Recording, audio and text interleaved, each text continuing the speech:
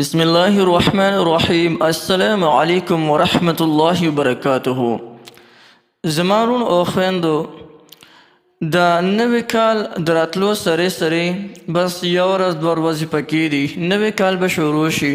د نوی کال دراتلو سره د سورې رحمان یو ډیر زبردست وظیفه ده. که دا وظیفه تاسو وکړئ نو ډیر عجیبه تاثیر لري، یعنی تمام کال چې دی تاسو باندې به په خیر عافیت او په خوشحالۍ سره تیر شي. ډیره زیاته مجرب وظیفه ده، د خپلو شیوخو نه موږ اورېدلې ده.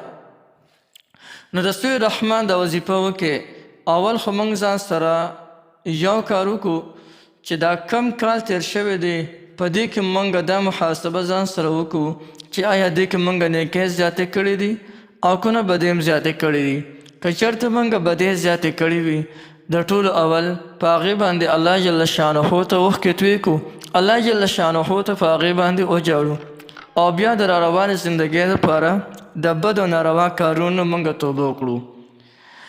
بله دا خبره چې موږ په دې کال کې دا کم کال زموږ نه تېر شو 2023 واله، په دې کال کې چې موږ څومره نیکۍ کړي دي نو انشاءالله یو خو به کوشش دا کوو چې دا کم را روان کال دی چې په دې کې د دې نه زیاتې نیکۍ وکړو. او بل که یو انسان وي چې په دې کال کې دی دا کم کال چې را روان دی په دې کال کې دی زه د مصیبتونو آفتونو نه محفوظ یم، د هر قسم مشکلاتو نه زه محفوظ یم، نو هغه وروڼو او خویندې لري د سورې رحمان دا وظیفه وکړي. ډیره زیاته مبارکه وظیفه ده.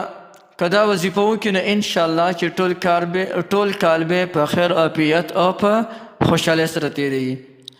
نو زما محترمو ډېره ښکلې وظیفه ده. راځئ د وظیفې کولو طریقه درته ښیم. دا وظیفه کله چې نوې میاشت راوخیږي دغه د اولني کال نوې میاشت څنګه راوخیږي نو د اولني کال په نوې میاشت یعنی کوم دی څنګه شروع شي په دغه میاشت کې تاسو د اول تاریخ نه والې تر دا 10 تاریخه پورې او بعضې علماو نه موږ اورېدل چې تر دا 15 تاریخه پورې تاسو وله 3 ورځې منتخب کړئ. 3 ورځې وله منتخب کړئ او په هغه 3 ورځو کې په دې ترتیب سره دا وظیفه وکړئ چې په یو ځان ځای کې کښېنئ او په هغه ځای کې د سورې رحمان تلاوت وکړئ 21 کرته. 3 ورځې مسلسل وکړئ 21 کرته. لیکن چې کله هم د سورې رحمان دا تلاوت وکړئ د هغې نه پس بیا لاس اوچت کړئ او دا دعا هم غواړئ یا الله چې دا کم کال په موږ باندې داخل شو الله په خیر عافیت او په خوشحالۍ باندې په موږ باندې تیر کړي.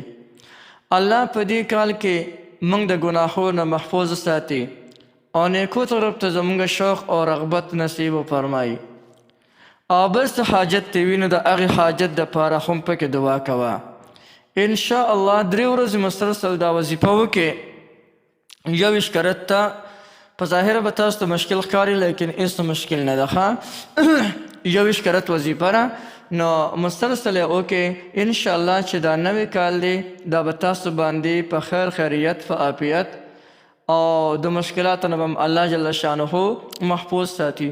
لیکن کله چې دا وظیفه کوئ یو خبر رانه پاتې شوله، کله هم چې دا وظیفه کوئ نو 3 کرته مخکې درود شریف او 3 کرته وروسته درود شریف او کله وظیفه ختمه شي یعنی 21 پیرې یې پوره کړي نو د هغې نه پس دعا غواړه.